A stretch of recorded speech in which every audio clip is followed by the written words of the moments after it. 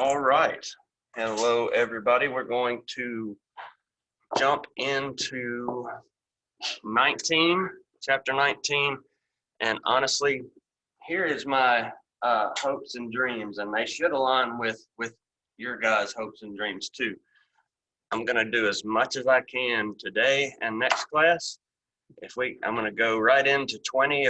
When we finish 19, I'm going to cover some of 20, and then next class, I'm going to try to do the rest of 20 and 21, and then hopefully next Thursday I can give you all the day off where you can concentrate on your other things that are pressing. I know the end of the semester is nuts for everybody.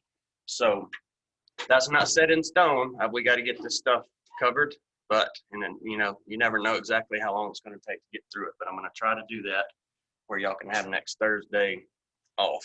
That's my plan. You can use that time to work on the test for this class or whatever you need to use it for at that point. So actually, it may not even be open at that point. I don't remember when I have it. I think I just have it during like the whole finals week is when you can take the last test, if I'm not mistaken. So let me share the screen and get it on chapter 19 here, and we'll get going.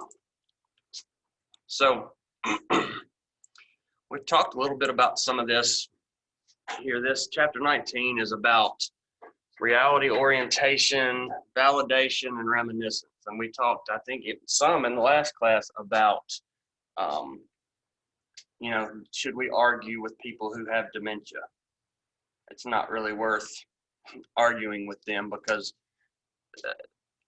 they're not going to remember long term, what you correct them on. If they call you Santa Claus, you should probably answer to Santa Claus. That's who you are to them at that moment. So just kind of go with it. So we're going to talk about reality orientation, which is some things that you can do in recreation therapy to help people kind of, if it's close to Christmas time and you're in an assisted living facility, long-term care, something like that, you can, if everything is decorated for Christmas time, then that's a degree of reality orientation for the individuals there that may be confused. They're still going to they may not pick up on what the date is, but they may pick up that it's close to Christmas time because there's Christmas decorations out, things like that. Reminiscence, we've talked about how music and things can kind of bring you back to a different place. We watched a video one time about, I think it was with the Cubs, where they all got around and they talked about stories that happened way back when they went to the Cubs games and this and that. So we've talked about all of these things to some degree. So reality orientation is exactly what it sounds like. It's just used to promote awareness of reality for people who are confused. If they're not confused, they don't need, reality orientation. So that's why when we do our assessment and all up front, we need to find out things like whether or not our patients are confused. Then we know that we may need to do some reality orientation type activities. So there's a set of ideas that they have here to be followed that helps people to be more oriented to their reality in general. Calm environment is more, people are more susceptible to being oriented in that environment. I am too, If everything's going on around you going crazy, then you're going to kind of lose focus on what's really important and what's going on with yourself. Set routine helps a whole lot with reality orientation.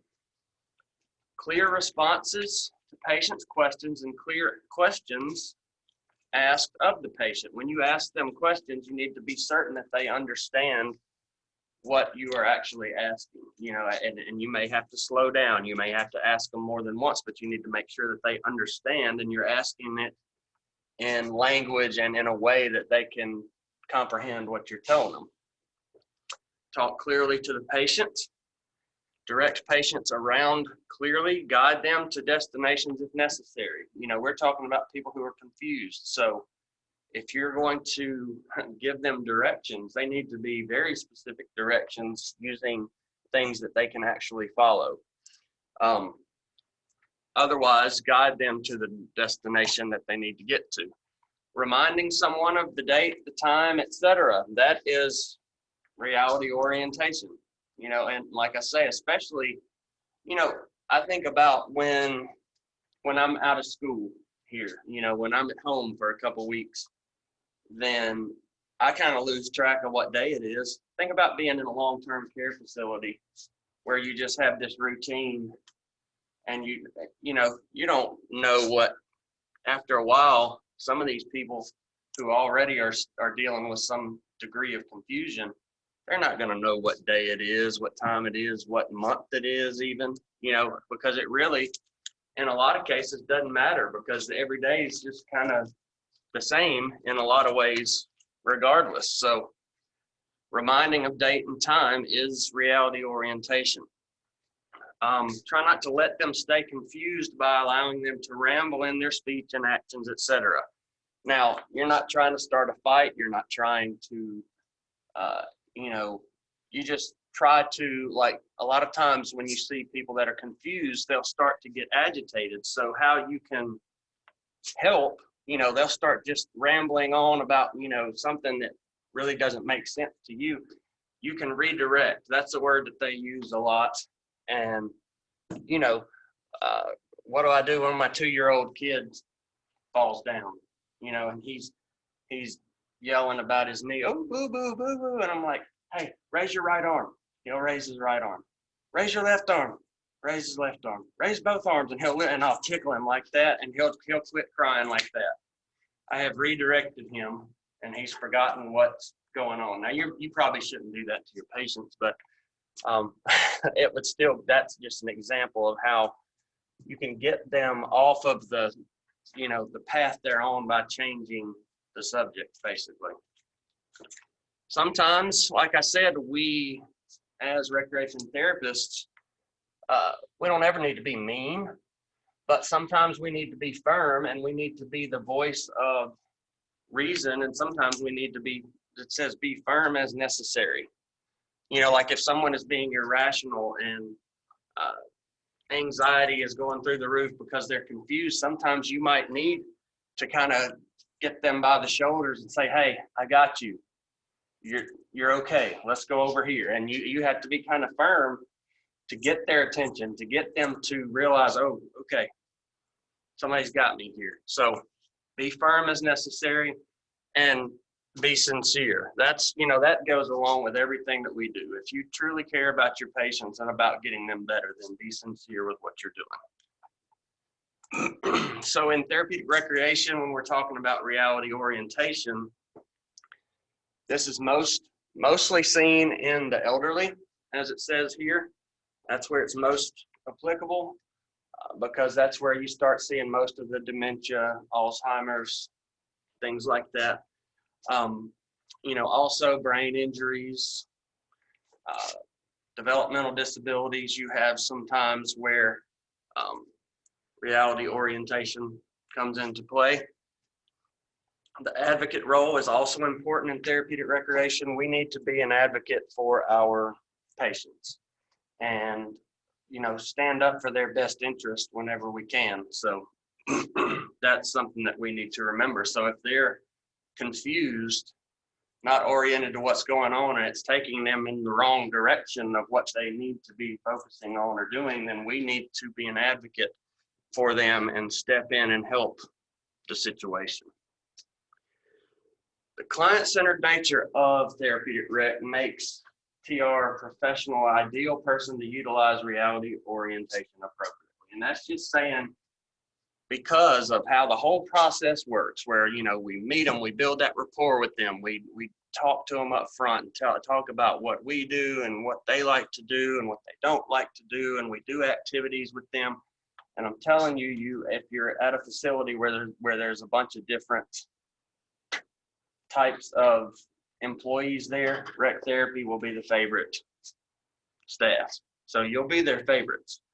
And so we're kind of the perfect one to be able to say, hey, no, this is really what's going on, and they may focus on you a little better than they would others and kind of believe in you because you are one of their favorites.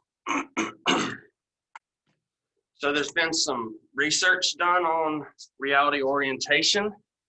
It can result in a significant amount of improvement cognitively and behaviorally. When people are less confused, obviously, cognitively, they're in a better state.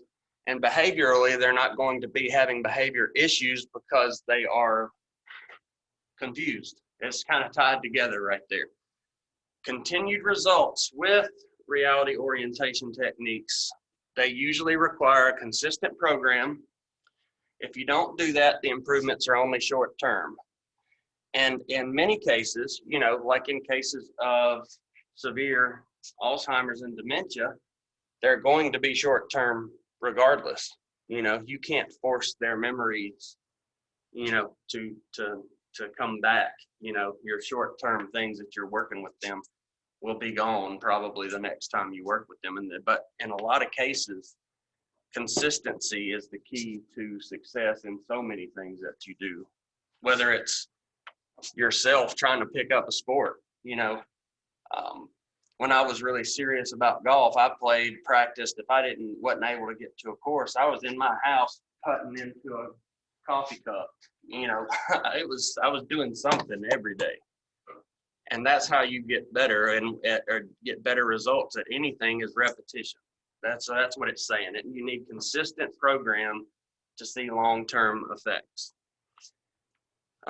Early significant results by Folsom could be attributed to the fact that prior to reality orientation, the patients weren't receiving much attention. So once they started getting more attention, they started being more orientated to what was truly going on. You know, they're more focused. They're getting more attention. When they weren't getting much attention, they were lost more so than when they were getting more. And there's not a lot of recent literature on reality orientation. So validation. This one here, I'm just going to read you the definition that they have. It's a communication tool used by caregivers of adults with Alzheimer's type dementias during one-on-one interactions and as a validation group. So what the goals are when you're working with this group, now we're talking about Alzheimer's dementia, you want to stimulate interaction, because a lot of times when people are confused, they're going to close off, you know, and not interact, or at least not interact appropriately. You know, they're not aware of everything that's going on, so they're not interacting like you and I would. You want to encourage the participants to take on social roles. That's, you know, normalcy is what you're trying to provide there. The third, you want to generate a sense of well-being and happiness. I would say that should be way up there at the top, you know, or you want to generate a sense of well-being and happiness by stimulating interaction and encouraging participants to take on social roles. You know, that makes it longer, but it makes a lot of sense to me. That's how you're doing that. But the main key is you want to bring a little light into these people's lives that otherwise won't be getting that. To develop social controls or, you know, appropriate social behaviors, and to increase verbal behaviors. Like I said, a lot of times they are not speaking out, not interacting, not talking a lot. So by validating in this validation group, that's one thing that you're trying to do is get people to interact, get people to verbalize. So there's 14 techniques of validation, and these are all in the book. Don't touch on them all a ton on this in what we're going to talk about. Like I said, I'm going to try to cover as much as I can, but centering, using non-threatening factual words to build trust. That's something else. When people are confused, do you think they're more easily threatened or feel threatened? I would.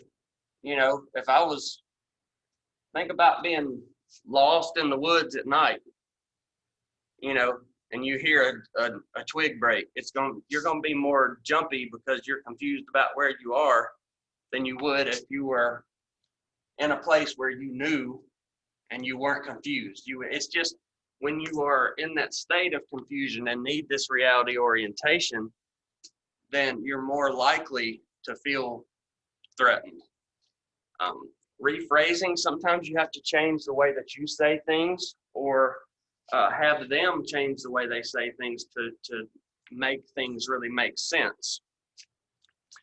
Using polarity, imagining the opposite, reminiscing. We'll talk a little bit more about reminiscing. This next one's important, maintaining genuine close eye contact. That's, that goes into what we're saying about being sincere. If you're truly giving one-on-one attention to your client at that time, then you want them to know that you're focusing. And if you focus on them, they're going to focus back at you a lot better than if you're looking up and down and around and checking your phone and things like that. That's not going to work nearly as well. Using ambiguity, using a clear, low, loving tone of voice. You don't want to get too loud. You want to talk clearly, but you don't want to be, because that's something that makes it kind of hard. And it would be a challenge right now. We talked about, we've got the paper about COVID and what do we do about it? Something that you have in this elderly group is you're going to have hearing loss in a lot of people. So what do you tend to want to do? You want to talk louder. So now here I am telling you to use a clear, low. So if you were going to do that, you'd need to be kind of all up in their space. So now you got a challenge in front of you.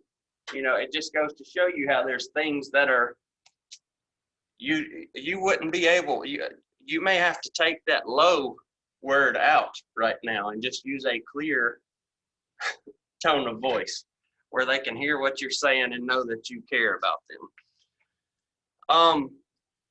There's something called mirroring that's talked about next. And what that's about is, and I think what we're talking about is validation here. So you're observing the other person that you're working with. Now, in most of these cases, you're talking about a one-on-one interaction.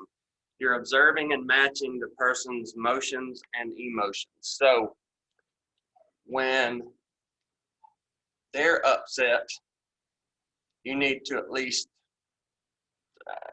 that doesn't mean that you need to start bawling and crying on your end, but you need to show some empathy and mirror the tone that they're at and try to bring them to a better place, through not just, they can mirror what you're doing too eventually. If they see you say, well, I understand how you're feeling, and you give them some feedback like that, but then you try to bring them to a better place through redirection and things like that.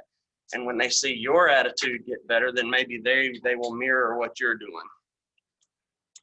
A lot of times what happens when we have behaviors in most behaviors in humankind have to do with meeting a human need.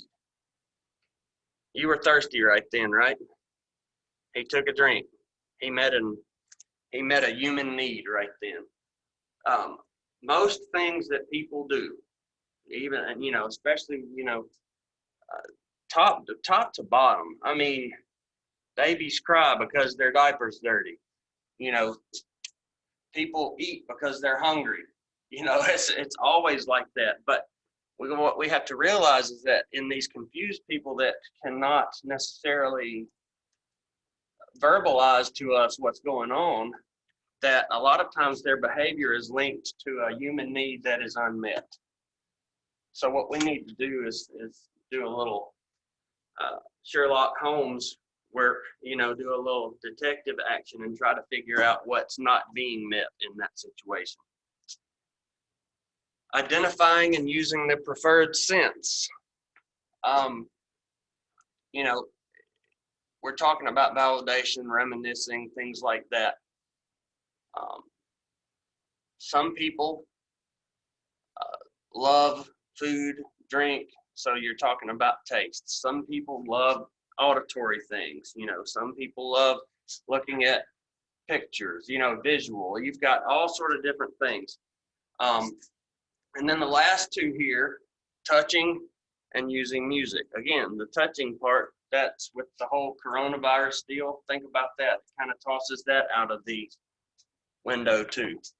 And using music is a very good way to, you know, bring someone back to a place where they've been before.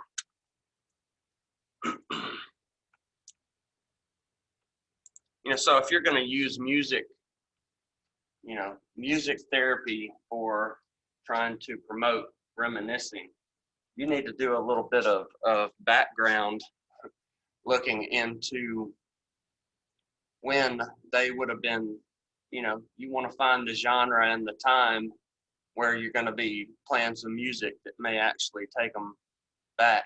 You know, you don't want to come in there and start blasting Cardi B. I don't think you're going to get much out of them, you know, so you got to be sure that it's back from their time if they're going to reminisce. If you're playing current music, it won't do a thing.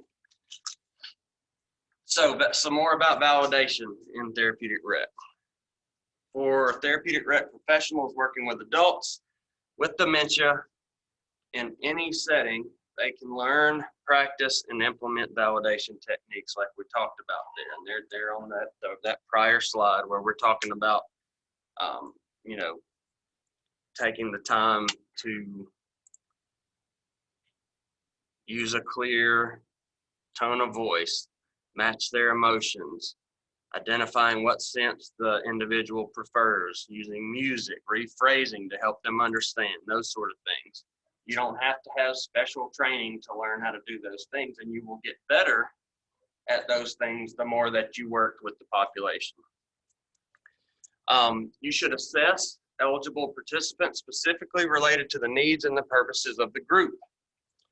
So what you need to do is plan for a co-facilitator if you have that option. A lot of, you know, sometimes it may be an intern you may have, or if you are the CTRS, you will probably have activity therapists that are also working in the department that can serve as like a co-facilitator who can tend to the physical needs of the participants. Create goals for the group and assign roles to each participant. Now what you're doing, we talked about that in an earlier slide where you want to get them into social roles, make them social roles, assign them some different kind of role-playing activities, perhaps if your clients are capable of doing those sort of things. Make them speak back and forth to each other, pretending that they are, you know, a certain demographic that you're talking about. You know, each person has their own role that they're going to play. As far as research on this validation that we talked about, they showed fewer aggressive behaviors from individuals who participated in this group validation therapy, but really no reduction of psychotropic medications or physical restraints. Okay, that's something that we haven't talked much about, and that's some kind of shocking thing the first time that you see it, and they have really, really cut down on the use of this, but there are some cases where individuals in some of these places have to actually, you know, when you watch an old movie about developmental disabilities or, you know, psychosis, things like that, psychiatric wards, you have people strapped down in chairs and things like that. That's not happening these days. Now, there are individuals at NMRC that back when I was there, and this may be discontinued at this point, they had treatments in their treatment plan written by psychology, and this was done for their own well-being and for the well-being of those around them. When they, like, if Tommy shows aggressive behavior, he will go to timeout for 15 minutes. At which point you will open the door and see if he's calmed down. If he has not calmed down, he will go back into timeout for 15 minutes. And they had timeout rooms with like a door that a small child can hold, just this little latch on the outside, and it's shut. You've got a window where you can see in, and the door and the room is like, it sounds silly. It was like padded room basically where they can't go in there and hurt themselves. And that was part of the treatment. We had some clients that when they got really upset, they would bang their head. I mean, would it be, would I be doing the right thing if I just sat there and let them do that? No. I mean, we've got to take care of their well-being, even if it sometimes takes physical restraint. I mean, I've seen clients have to be put in straitjackets because they were so out of control. And that sounds so just like inhumane, but in the truth of the matter, it's the most humane thing that could be done, because they were harming themselves. They were, harming things that were in their environment, and potentially staff and clients were in harm's way too. So you're taking care of everybody. So just a little bit on that, because I hadn't really talked about physical restraints and that sort of thing, but in some cases, psychiatric settings, developmental disability settings where you have some of these behaviors, you do have some physical restraints that are, now for that to be put in place, that's not going to be recreation therapy putting that in place. That's going to be like psychology or somebody like that. And they have to jump through 50 hoops to get that approved. And they have to show proof that this person is a threat to themselves or other people to be able to use these like physical restraints. So anyway, they saw fewer aggressive behaviors, but they didn't see a reduction in the amount of medication they had to take or the number of times that they had to be restrained. So it was somewhat, good news. They also, through this validation therapy, they saw a significant decrease in neuropsychiatric symptoms such as agitation, apathy, which is just not caring about anything, irritability, nighttime behavior disturbances. After looking at that middle one, I may need to participate in some validation therapy myself, because I suffer from most of those things in that parentheses right there, especially right now toward the end of the semester. There's a lack of significant experimental research exploring the effectiveness of validation therapy techniques. So reminiscence, we all know what this is about. It's the last three words on the top line, or it's the second line. Recalling the past is basically what it is. You're remembering, we've all got memories that are good memories that come back to us, and you like to think about it. It may be a sports thing back in your glory days when, of course, now that the older I get, the more home runs I hit when I played baseball, I swear. It's funny how that works, man. I'm getting better and better when I tell my stories. But anyway, I think that's just human nature. Y'all will see that that's true when you start getting older, I promise. But it's just the recall of memories, and reminiscence has some therapeutic qualities for sure, because it puts people in a good headspace, and that's what you're looking for. It can be used to obtain benefits in various aspects of mental and social health.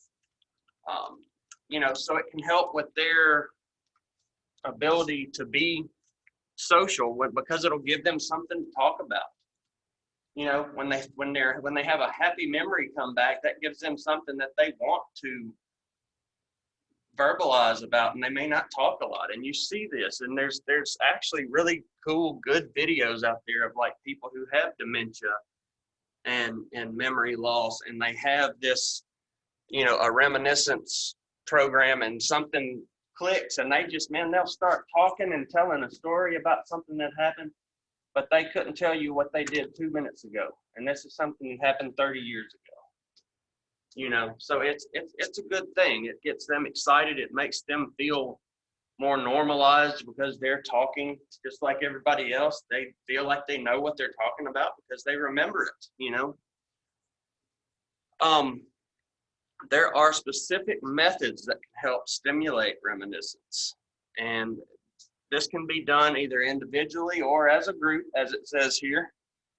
And where you see the positive effects from reminiscence: cognitive domain, psychological, social, behavioral, and even health status. When you're in a better frame of mind, do you generally feel better physically? Yep. When I'm not in a great frame of mind, I swear my back and stuff hurts worse.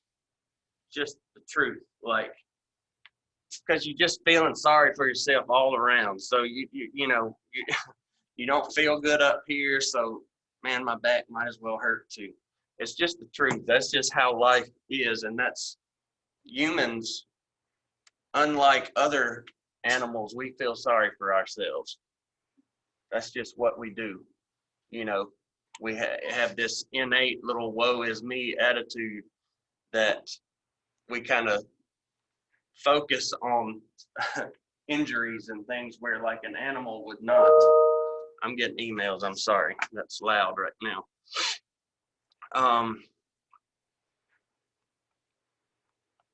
So another thing that it can do here on the bottom, and this is good, it may contribute to emotional regulation in various populations, especially the elderly.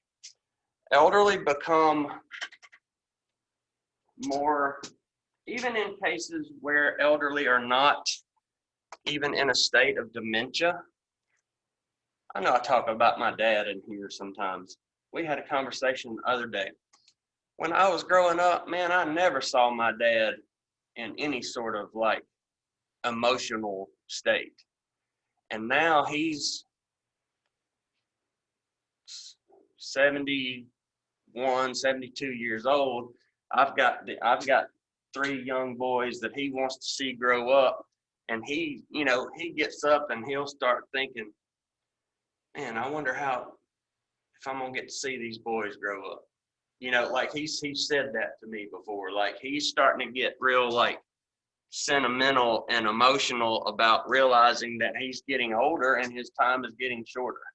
So it happens with people as they get older. You start to have more emotional, you become more emotional. Now, when you throw in dementia with it, you'll have cackling laughter 1 second, and you know, the next second they'll be crying, and you don't really know why. And honestly, a lot of times they don't really know why. I'm sure there's something that triggered it, but they probably couldn't tell you because it's already passed. But reminiscence, if you have them focused on something that's a good memory, or even just something that they can remember, period, that they can talk about, that they can focus on, then they won't have quite as much of a roller coaster going on with their emotions. And that's something that has been shown. So what are the reasons that we use reminiscence? Identity. We want to help these people regain their identity and realize who they are and where they came from and what they've done and things like that. And that's kind of what happens here. It helps them with problem solving. The next one sounds like fun. Death preparation. You know, this whole chapter, we're talking about reality orientation. You know, they may, through a reality orientation session, go to a place where someone that they love died. It's not really where you want to take them, but it may happen. Just through clarity in general, they need to understand to some degree that they're not going to live forever because they're confused about things. Now, that's not us coming in there and saying, hey, I just want you to know you're going to die. Don't forget. You probably don't want to do that in your class. You know, that's not how we're talking about doing it. It's just kind of bringing them reality of what's going on and what's coming, you know. Teach and inform, where just because they can't remember things, we don't need to give up on trying to teach them things that are going to be positive for them. Even if it's just for the next little while and they're going to forget it, we still take the time to teach and to inform them, such as, you know, what day it is, why we're doing things. We don't skip out on telling them the things that we would tell a person who doesn't have dementia, because we're shortchanging them and we're not being sincere. So you need to take the time to teach and inform. It's important. Conversation. Reminiscence stimulates conversation. We saw that for those of y'all that were here for the video where they showed that everybody was involved and they were talking about the Cubs and the time they won a pennant and this and that, and it stimulates conversation. You've all and you know how conversation goes. If somebody caught a 2-pound bass, then somebody else is gonna say, well, I caught a 3-pound bass. And if it's nothing more than trying to outdo somebody, they're gonna start talking. So that's a good thing. Bitterness revival. Y'all can look that up in the book. I'm not going to talk about that one. Boredom reduction. That's important because a lot of these people become kind of encapsulated because they feel confused. They don't have a lot to say because they don't know what to talk about, you know. So they become bored. When you're sitting there in that shell, you're going to get bored. So you want to, reminiscence is a way of reducing that boredom. You're taking them to a good place and talking about things that they want to talk about. Intimacy maintenance, that's just through socializing in general, getting them out of that shell. We're not talking about, sexual intimacy or something like that. We're talking about intimacy as far as the ability to interact closely with another human being. That can take place through reminiscence. So in therapeutic rec, some techniques that can be used to facilitate social interaction, reconstruct memories, and help them to find coping mechanisms, like for when they are confused. Reminiscing may not occur spontaneously with some populations, and recreation specialists need to facilitate this. Staging. When I think of staging, I think of like what I was talking about, putting out Christmas decorations, putting out all that Cubs memorabilia for that video we watched. When you put out all this Cubs stuff everywhere, for the ones who are Cubs fans, that is staging. You're setting the stage for them to talk about that particular subject because they're flooded with it. You need to start, may need to get the conversation started, get somebody talking. That's our role as the leader of what's going on. And then if you see it starting to kind of wane, the interest starting to fall, people are talking a little bit less, we may need to try to maintain interest in what we're doing by bringing up another story or something, just to keep it flowing, keep it going. And then try to keep their interest up, try to keep their focus up. And then it's our job to, what do we do at the end of a session? Debrief. It may not be a formal debriefing, but we can close out the session and say, all right, this is why we did this. I hope y'all enjoyed being here tonight. I hope that you had some good memories and enjoyed talking with each other. I'd love to do this again. That may be it, for a situation where you're doing reminiscing. And a lot of times, and I think this is very important, materials and objects, items from the past may be used. It could be a situation where you come in with a bag full of just random stuff. It may be a teddy bear and a basketball and a roller skate and a tricycle. You may have, now that I'm starting to need a really big bag, but anyway, you get my point. A bag full of just random stuff, and you have your group and you pull it out and you say, okay, what does this make you guys think about? Does this bring up any memories for any of you guys? You've got, tangible items that you can pull out to stimulate reminiscing. As far as research on reminiscence, life review and reminiscence are worthwhile interventions with significant effects on psychological well-being in older adults. And this psychological well-being is just improved mood, less maladaptive type behaviors, things like that. Reminiscence can be valuable part of structured care plan in long-term care facilities. Like I say, especially in those cases, I think it's key, because in a long-term care facility, you have a schedule that in many ways you don't get to choose. You know, breakfast is at such and such a time. Lunch is at such and such a time. You have recreation on Monday, Wednesday, and Friday from 1 to 3. You have outdoor time from 9 to 11 on Monday and Wednesday. You know, like your schedule is kind of, you may have some say in it, but it becomes repetitious. You're going to have the same things going on, and you're going to really lose some. It helps play into losing your reality orientation, especially when it comes to time, date, things like that, because you're doing the same thing every day. Who cares what day it is at a certain point?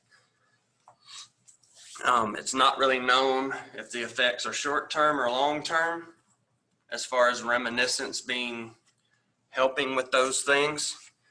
I would say short-term, when you're talking about severe dementia, obviously you're not going to have things stick with them for too long most of the time.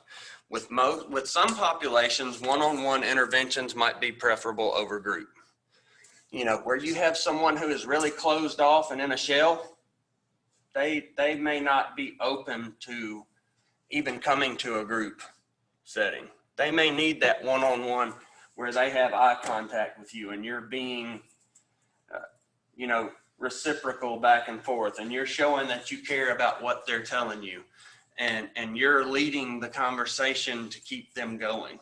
You know, some people really need that. Some people thrive in a group setting. Some people thrive in one-on-one. In this room, you'd have people who thrive in a group setting and people who thrive on, you know, small groups or one-on-one work better. So that's nothing surprising about that. So we talked about reality orientation, validation, and reminiscence. They're all interventions that are valuable in the elderly, and I'll add developmentally disabled, people who have brain injuries that affect memory and things like that. It can either be one-on-one or in a group environment. And it's shown through research that there's cognitive and behavioral improvement and overall improvement in well-being, but there hasn't been a ton of research done on this type therapy, okay? So we knocked that one out. What time is it? Shoot, we fixing to jump into 20 and see what we can do, okay? Let me stop this one. Y'all will thank me if y'all get off next Thursday. Hey, just hang in there with me. We're going.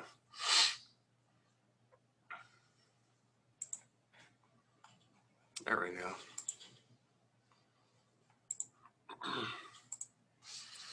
All right, so some of y'all who've been in several of my classes, we want our people to be able to do as much as they can do all on their own. And when we are putting them in that situation, what are we putting them into? A case of what? Least restrictive environment. That's what it's a fancy way of just saying, let them do what they can. Don't do things for them that they can do. If they can tie their shoes, but it takes them 10 minutes to do it, if you can afford those 10 minutes, you let them tie them. If they can pick out their own clothes, even if they don't match, let them pick out their own clothes. Our goal is for them to be, like if they're at NMRC, it's a long-term care facility, developmental disabilities. The goal, and it has really, really changed through the years, if they can move to a group home or a community home, which is less restrictive, smaller groups, they get to do more outings, that's where we want them to go. If they thrive there and they can move to a supervised apartment or something like that, that's where we want them to go. We want them, man, we want them gone.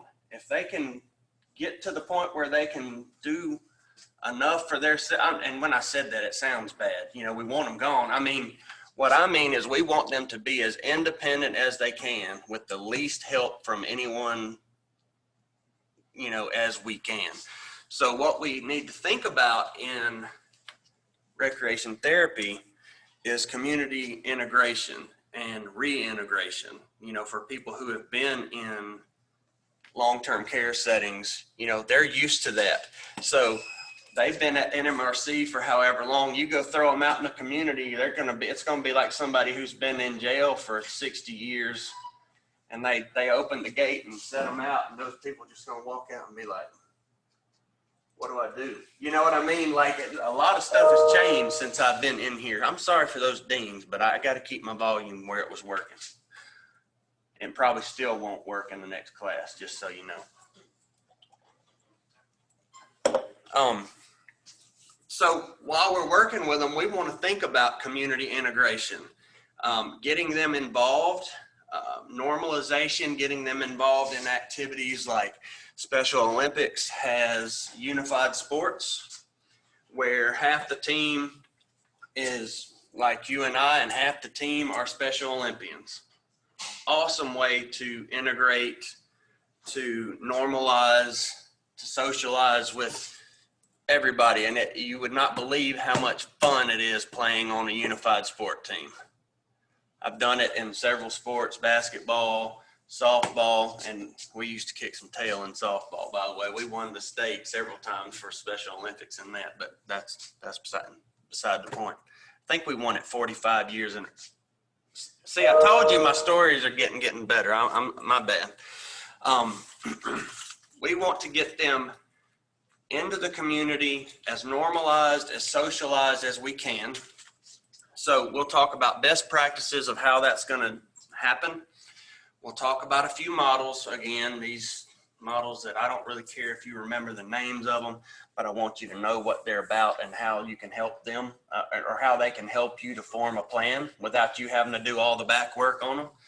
And we'll talk again a little bit about research and how it applies to rec therapy like we've done in all the other chapters.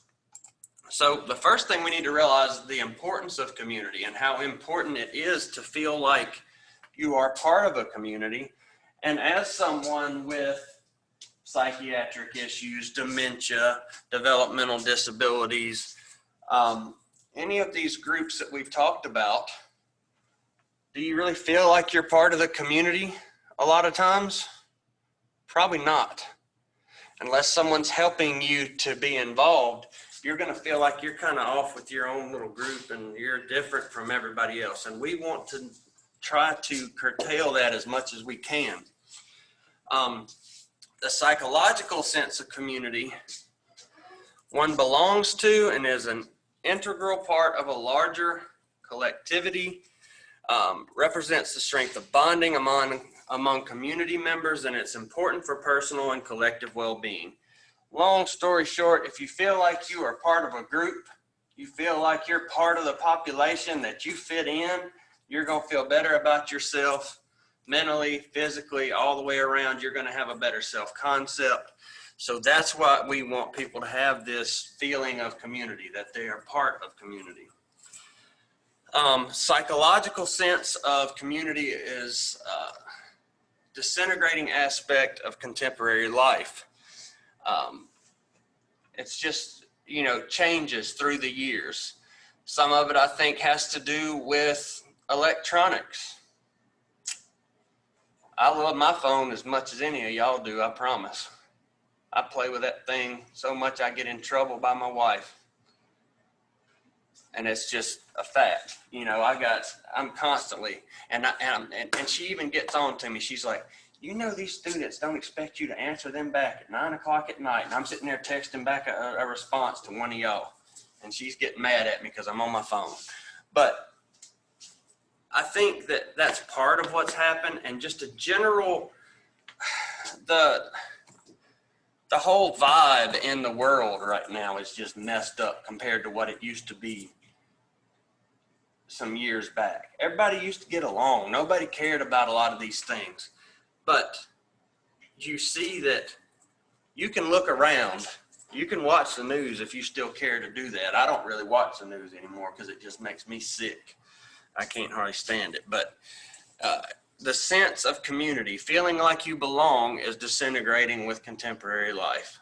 And you know, some of it even is due to the fact that some people want to be different. They want to stand out. They want to be their own person. They don't want to fit in. And if they don't want to, that's not their thing. You know, you're not going to force them into being part of something they don't want to be. But when you don't feel like you're part of a community, then of the community, it's associated with loneliness, alienation, psychological distress, feeling of impotence regarding social forces. You don't feel like you have any say-so in social issues or the things that are going on in your social circle if you don't feel important in the community. So there's some models of disability. Let me move this just a touch. Nature of disability influences one's exchanges within community structures and systems. Depending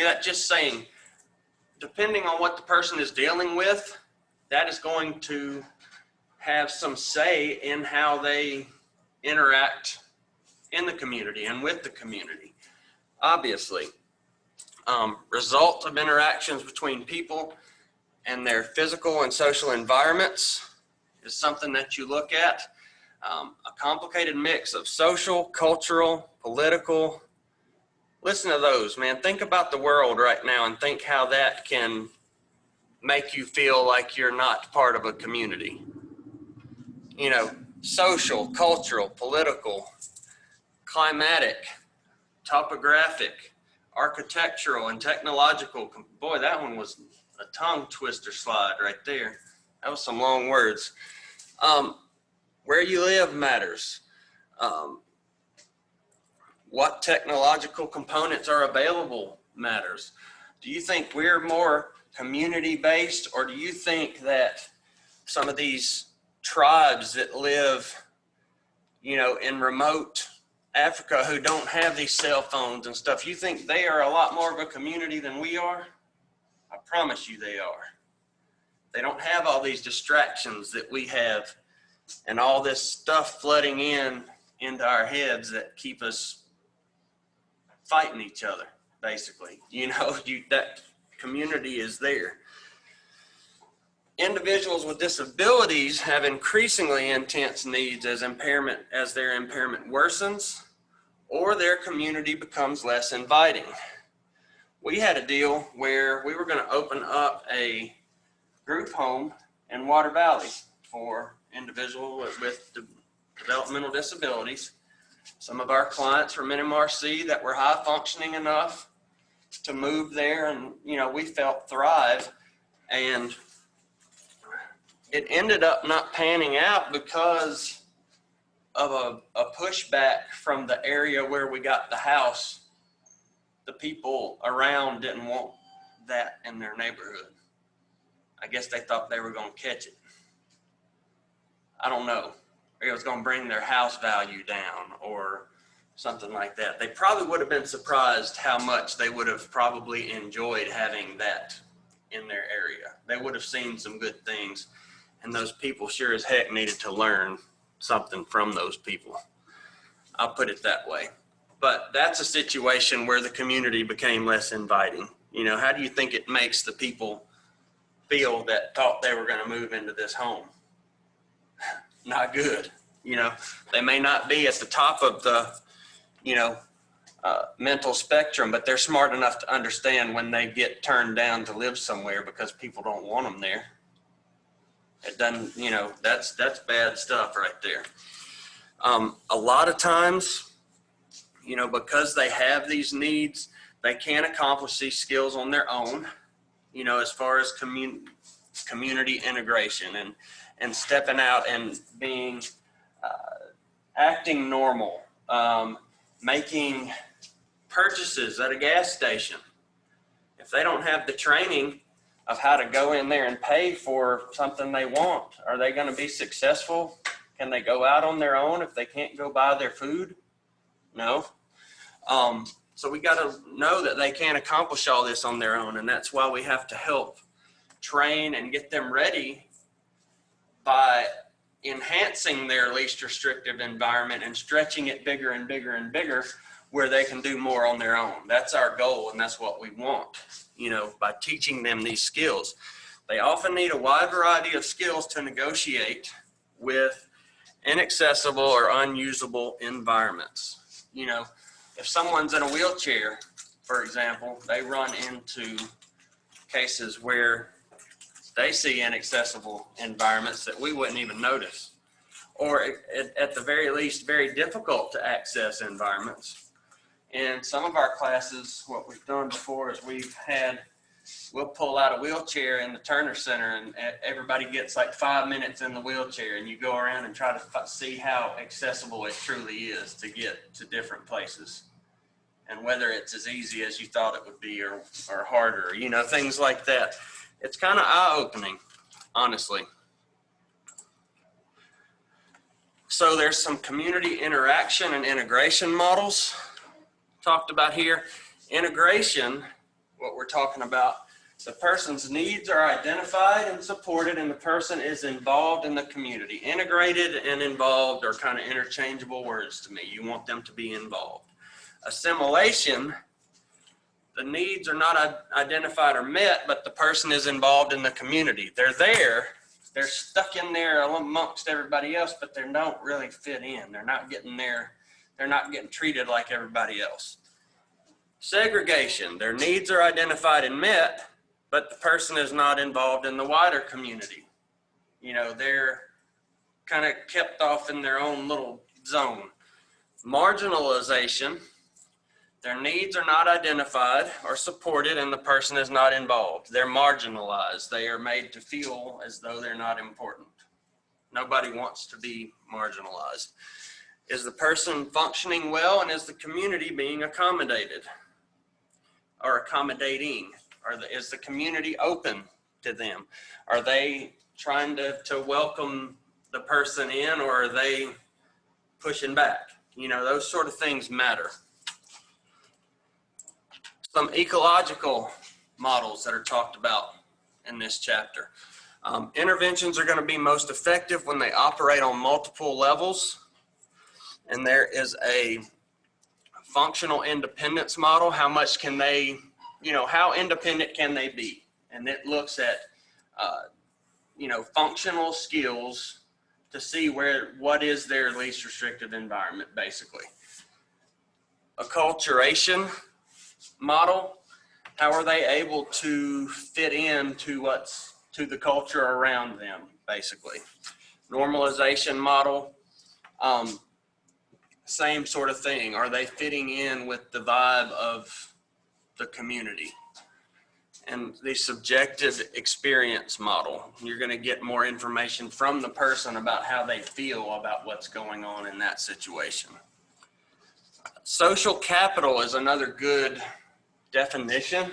It's just the degree to which an individual is intertwined in the community in which he or she resides. You want them, the more they are intertwined in their community, the more social capital they feel like they have. You know, capital we think of as being like money or riches or something like that. The more capital you have, the more social capital someone has, the more they're more intertwined in their community, the more important they feel in their community. Necessary skill sets, I skipped. Community integration as combination of cognitive and behavioral elements. We need to realize that those two things are both a factor when we're trying to have someone integrate into the community. They need to have the knowledge to be able to do so. They need to have the desire to do so. They need to have the proper amount of assertiveness to interject themselves into the community. They need to feel accepted to become part of the community. And they need to actually get out there and put themselves out there and participate and integrate. So what we do is teach them that they're able to do these things, and this is what's available, and this is how you get there, and this is how, you know, this is who you need to talk to get started, and we get them set up for success, but we can't do everything for them. Once they get out into the community, they're going to have the desire and the knowledge and be assertive enough to make it happen, because otherwise they're going to end up back with us if they don't have those things. Person-centered recovery. What that is: hope, self-determination, sense of agency, feelings of meaning and purpose, awareness, and potentiality. People need to realize they need to have hope in the fact that they're going to fit in, that they're going to become part of the community, that they're going to be successful. Self-determination, they need to realize that they make choices that are going to, you know, their choices determine what's going to happen with them at this point. When you're out getting, you know, integrated into the community, the choices you make, you are determining what's going to happen. Sense of agency is just basically having this sense of community, that you are a part of a larger group. They need to be aware of the potential they have to be successful. And that's where us being a positive role model or a positive person in their life can play a big role in them being successful. Some research: in individuals with strokes, successful individuals are able to work around their disability to become re-involved in the community and home life. You know, people who have strokes, a lot of times they're in the hospital for a while. They have things that stick with them for, you know, long term, sometimes for the rest of their life. And it's funny how, you know, humans are able to, you know, if someone doesn't have sight, what happens to their hearing? Increases. Same thing with like people who can't hear as well. A lot of time their vision becomes more acute. Our bodies are able to kind of morph and pick up for problems. You know, people tear their ACL and don't have it fixed, but the rest of the muscles in their leg will get strong enough for them to function, even though you needed ACL in your leg to be doing daily stuff. Your body adjusts and adapts. So that's a big part in strokes. They learn how to become re-involved in the community and in their home, but they have to, back like on that last slide, they have to want it. They have to be assertive enough. They have to want to change. They have to realize that they can do it. That's what's going to help them be successful. For people with brain injury, some research: community integration is connected to everyday natural contacts as well as close friendships with family and others. So that's going to improve their morale. It's going to improve their life in general, and it's going to make them more likely to, you know, speak to a stranger, because they've got, you know, that family and friends that are already part of their circle. They're going to be more comfortable speaking to someone and enlarging their circle by meeting new friends. That's been shown. For individuals with autism, now we know all about autism and what that does as far as social skills, and it's very negative in a lot of cases as far as being normal socially. For individuals with autism, a number of interventions to improve social functioning have been successful, such as peer-mediated approaches, self-management strategies, and social scripting. That's a lot like role-playing, where you work with the patient on appropriate things to say and appropriate things to do, and you know, how, hey, look, just because somebody gets within 3 feet of you, don't take that as a threat. It's not necessarily a threatening thing. I want you to stand there, and I'm going to step right here now. And I just, you know, it's like systematic desensitization, kind of. you can teach them some things that can help them in the community to fit in. Because if they're in the community and somebody comes up and says, hey, how you doing? And they step back like this, they're probably not going to make a very meaningful relationship with that person. You know, we can help to show them what is appropriate and what is not, whether it's comfortable or not. It can be taught, and repetition is kind of what makes that stick. Y'all, we're going to finish this one. We'll have one chapter left next class, okay? So hang. So some more research in individuals with intellectual disabilities. Increase functional skills, enhance relationship opportunities by creating a sense of ability and commonality in social settings. They feel like they have things in common with other people in their social settings. They see that they have, the better their functional skills are, the more they feel that they can do for themselves, the more they're going to reach out, and it's going to enhance relationship opportunities because they're going to be more confident in themselves. For those with mental illness, independent living skills, social skills, self-advocacy, which is just standing up for yourself, and being proactive aid consumers in their movement toward integration. You know, mental illness is a tricky one because sometimes, depending on the level of mental illness and what exactly is going on, some of these individuals aren't able to be really in the community because they may be unstable to the point where they don't really know what's going to happen. But in cases where they are, you know, stable, it's the best thing they could do is get, you know, into a normalized setting. But they got to have independent living skills, social skills, be an advocate for themselves, and they need to be proactive. That will help them to integrate. So forming supportive consumer networks and promoting mutuality and reciprocity also seen as important. Consumer networks, that's just our clients. And we're talking in this case about people with mental illness. If they have supportive networks for individuals with mental illness and promote reciprocity where they feel like everything is fair for everyone, they're getting the same shake as other people, then that's seen as very important as helping them be able to reintegrate or integrate in the community effectively. That's a key. They need to feel those things. So when applying it to therapeutic rec, there's 5 themes for program leaders to consider. Safety and trust. We want them to, number one, that's by building that relationship. We want them to feel safe with us.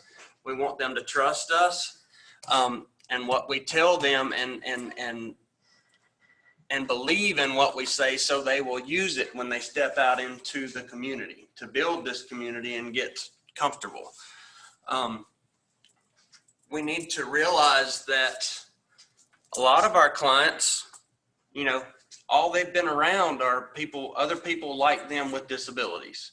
They have a certain degree of fear of people without disabilities. And it's not really a fear of them, like they don't think they're going to attack them necessarily. They just think that they're going to look down on them. They think that they're not going to fit in. They think that those other people are better than them. And that's where we come in and tell them their self-worth and help to overcome that situation. For our clients to be successful when they get out in the community, they need structure. And structure helps them remember the things that they've learned and incorporate it into everyday life. When you're thinking about doing things that for you and I, or for most of us, come pretty easily, you know, cooking, washing clothes, doing dishes, you know, buying something at the store. If it is structured, it's easier to remember for them. They need structure in their life just like they've had in a long-term setting if that's where they've been. That's what they're used to. That's how they're going to function the best.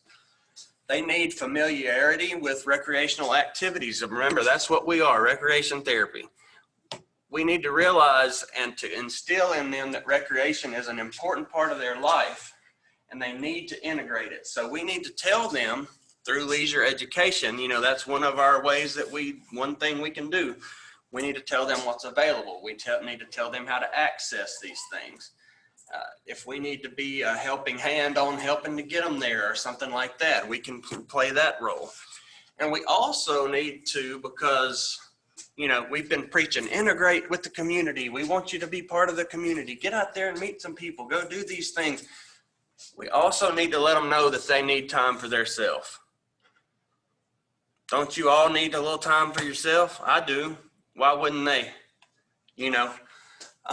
That's some of the most positive time for a lot of people in their day.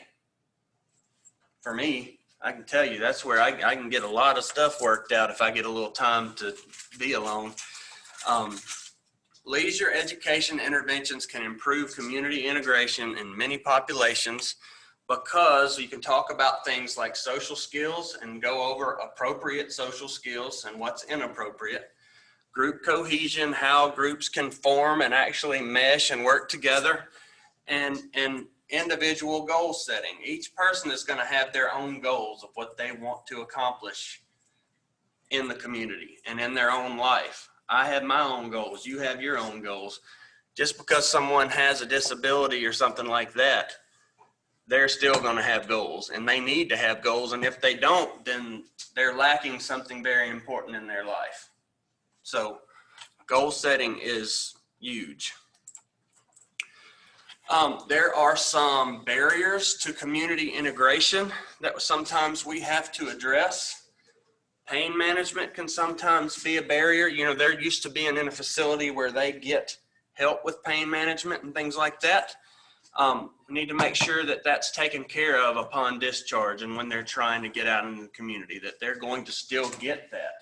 Because if they get released or out in the community and they're not getting their pain management taken care of, they're not going to be happy.